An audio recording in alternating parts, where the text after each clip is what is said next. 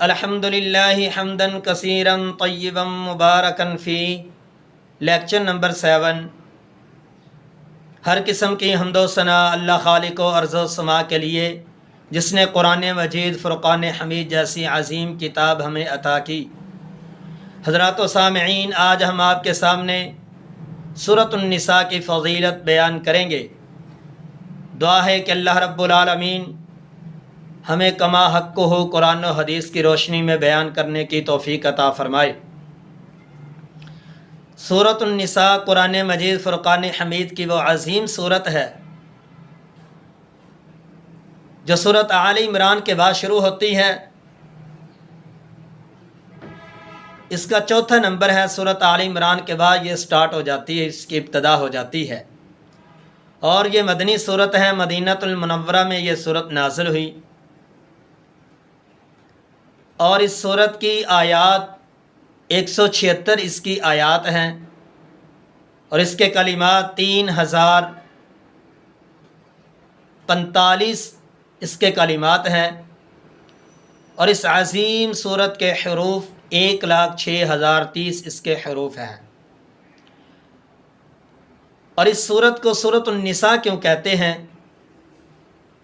اس کے نساء ہونے کے سبب اور وجہ اس کے نام کی، کیونکہ اس میں اللہ رب العالمین نے خواتین کے بہت زیادہ مسائل بیان فرمائے۔ خواتین کے متعلق اللہ رب العالمین نے سب سے زیادہ مسائل اسی صورت میں بیان فرمائے، اسی لیے اس کا نام سورۃ النساء رکھ دیا گیا، عورتوں والی صورت۔ اور اس کے مقابلے میں اس کو سورۃ النساء کو النساء الکبریٰ بھی کہتے ہیں، اور اس کے مقابلے میں سورۃ طلاق کو النساء الصغریٰ کہتے ہیں، یعنی چھوٹی عورتوں والی صورت۔ اس کا نام بڑی عورتوں والی صورت، النساء الکبریٰ کا معنی بڑی عورتوں والی صورت، اور النساء الصغریٰ سورۃ طلاق یعنی چھوٹی عورتوں والی صورت۔ حضرات و سامعین، اس صورت کی ابتدا اللہ رب العالمین ان کلمات سے کرتے ہیں، یا ایھا الناس اتقوا۔ یا ایھا الناس سے اللہ رب العالمین نے خطاب کیا۔ اور قرآن مجید فرقان حمید میں ایک اور 2 صورتیں ہیں جن کا ابتدا انہی کلمات سے ہوتی ہے۔ ایک سورۃ النساء یا ایھا الناس اتقوا، اور دوسری سورۃ حج، اس کی بھی ابتدا یا ایھا الناس اتقوا ربکم سے ہوتی ہے۔ اور مفسرین لکھتے ہیں کہ یہ اللہ رب العالمین نے لوگوں کو خطاب اس لیے کیا ہے کیونکہ ان دونوں صورتوں میں زیادہ تر اللہ رب العالمین نے فرائض اور حقوق بیان کیے ہیں، اس لیے لوگوں کا نام لے کر اللہ رب العالمین نے خطاب کیا ہے۔ اور حضرات و سامعین، اس صورت کی فضیلت اور شان میں ایک بڑی پیاری شاندار حدیث آتی ہے۔ حضرت عبداللہ ابن مسعود رضی اللہ تعالی عنہ فرماتے ہیں، نبی علیہ الصلاۃ والسلام نے مجھے بلایا، اور آپ علیہ الصلاۃ والسلام نے فرمایا، اور یہ حدیث صحیح البخاری، صحیح مسلم اور دیگر احادیث کی کتابوں میں آتی ہیں۔ عبداللہ ابن مسعود رضی اللہ تعالیٰ عنہ فرماتے ہیں، نبی علیہ السلام نے فرمایا، امرنی رسول اللہ صلی اللہ علیہ وسلم، مجھے آپ نے حکم دیا کہ عبداللہ سورۃ النساء کی تلاوت کرو، سورۃ النساء مجھے پڑھ کر سناؤ۔ اور حضرت عبداللہ ابن مسعود رضی اللہ تعالیٰ عنہ مسکرائے اور تعجب محسوس کیا، اور فرماتے ہیں آپ علیہ الصلاۃ والسلام سے بات کرتے اور گفتگو کرتے ہیں، فرماتے ہیں، اقرأ علیک وعلیک انزل، محبوب جی یہ عظیم سورۃ النساء نازل آپ پر ہوئی ہے، قرآن نازل آپ پر ہوا ہے، کیا میں عبداللہ آپ کو پڑھ کر سناؤں؟ تو آپ علیہ الصلاۃ والسلام نے فرمایا، عبداللہ نعم، آپ مجھے پڑھ کر سناؤ۔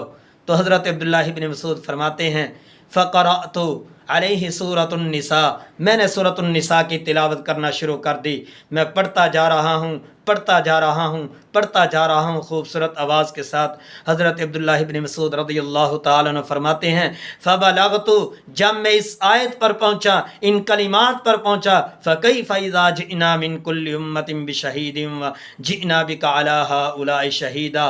حضرت عبداللہ ابن مسعود رضی اللہ تعالیٰ عنہ فرماتے ہیں، جب میں ان کلمات پر پہنچا، ان حروف پر پہنچا، تو میں نے نبی علیہ الصلاۃ والسلام نے مجھے کہا، فسکت، عبداللہ خاموش ہو جاؤ، رک جاؤ، تو میں نے تلاوت کو روک دیا، تو میں نے آپ علیہ الصلاۃ والسلام کے چہرے کی طرف دیکھا، اور میں کیا دیکھتا ہوں، فَإِذَا عَيْنَاهُ نَظَرَ فَانٍ، میں نے آپ علیہ الصلاۃ والسلام کی آنکھوں سے آنسو جاری اس طرح دیکھے، اس طرح آنسو برس رہے تھے، اس طرح آنسو کی لڑیاں گر رہی تھیں، جیسے ساون کی بدلیاں برسا کرتی ہے، جیسے بارش برسا کرتی ہے، اس طرح آپ علیہ الصلاۃ والسلام کی آنکھوں سے زاروں کی طار آنسو جاری تھے۔ حضرت عبداللہ ابن مسعود فرماتے ہیں میرے دل میں بھی خوف پیدا ہو گیا۔ آپ علیہ الصلاۃ اور اس آیت کا ترجمہ پتہ کیا بنتا ہے؟ فَكَيْفَ إِذَا جِئْنَا مِنْ كُلِّ أُمَّةٍ بِشَهِيدٍ وَجِئْنَا بِكَ عَلَىٰ هَٰؤُلَاءِ شَهِيدًا، ہر امت، ہر قوم کا ایک گواہ ہوگا، اور پوری امت کے آپ کو گواہ پیش کیا جائے گا۔ آپ علیہ الصلاۃ والسلام کو پوری امت پر گواہ پیش کیا جائے گا۔ اور یہ سورۃ النساء کی تلاوت سن کر، سورۃ النساء کی یہ آیت سن کر آپ کے دل میں خوف اور ڈر پیدا ہو گیا۔ حضرات و سامعین، اس حدیث سے ایک مسئلہ یہ بھی سمجھ میں آتا ہے کہ قرآن جو ہے پڑھنا ثواب اور نیکی ہے، اور قرآن کسی سے سننا بھی نیکی اور ثواب والا عمل ہے، کیونکہ آپ علیہ السلام نے عبداللہ ابن مسعود سے قرآن سنا۔ قرآن پڑھنا بھی نیک عمل ہے، اور قرآن کی تلاوت سننا اور کسی سے سننا بھی یہ بھی اجر و ثواب سے خالی عمل نہیں ہے۔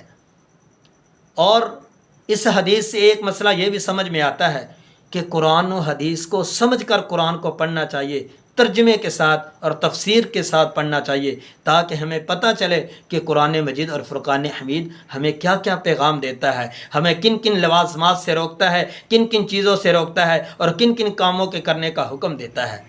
یہ تب بھی پتہ چلے گا جب ہم قرآن کو ترجمے اور تفسیر کے ساتھ پڑھیں گے۔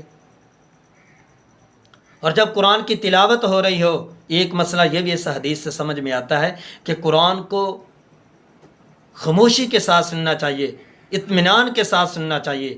آپ علیہ السلام نے قرآن کو اطمینان اور خاموشی سے سنا، آپ کی آنکھوں سے زاروں کی طرح آنسو جاری ہو گئے۔ حضرات و سامعین، یہ سورۃ النساء جو ہے یہ طوال صورتوں میں سے ہے، یعنی لمبی صورتوں میں سے ہے۔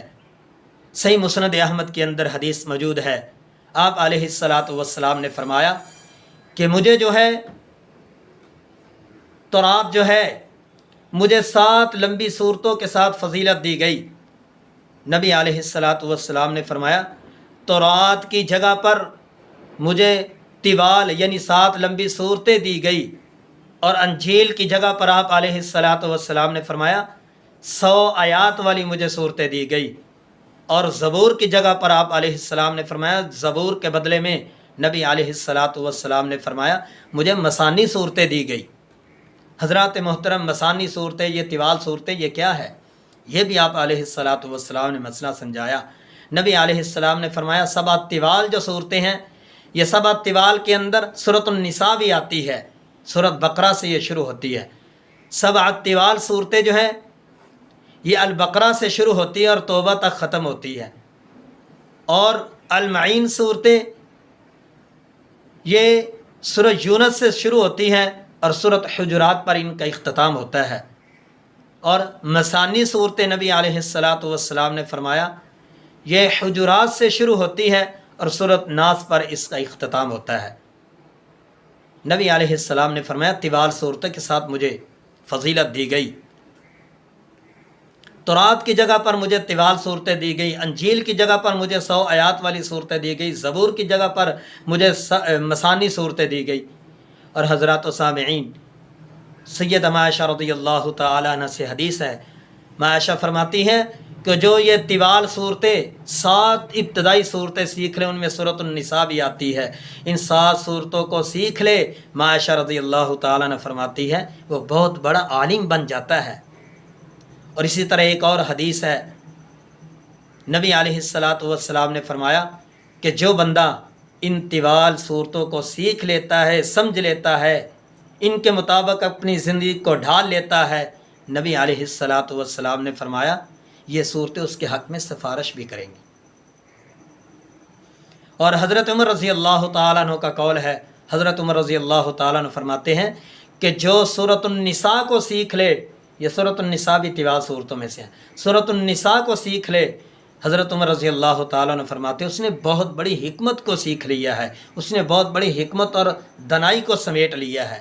حضرات سامعین، آخر میں آپ کو یہی پیغام دینا چاہتا ہوں، کم از کم گھر میں خواتین جو بھی میری اس میسیج کو، اس پیغام کو خواتین سنیں یا کوئی بھائی سنیں، اپنی بہن کو، اپنی ماں کو، اپنی بیٹی کو یہ ضرور نبی علیہ السلام کے فرمودات سنائے، کیونکہ سورۃ النساء جو ہے اپنے گھر میں اپنی بیٹیوں کو، اپنی بہنوں کو، اپنی بیویوں کو، اپنی ماؤں کو، خصوصاً سورۃ النساء کا ترجمہ، سورۃ النساء کی تفسیر اور سورۃ النساء کا معنی مفہوم کا ہر بہن اور بیٹی کو ضرور آنا چاہیے، کیونکہ اس میں اللہ رب العالمین نے عورتوں کو زندگی گزارنے کا ڈھنگ اور طریقہ اور سلیقہ بتایا ہے۔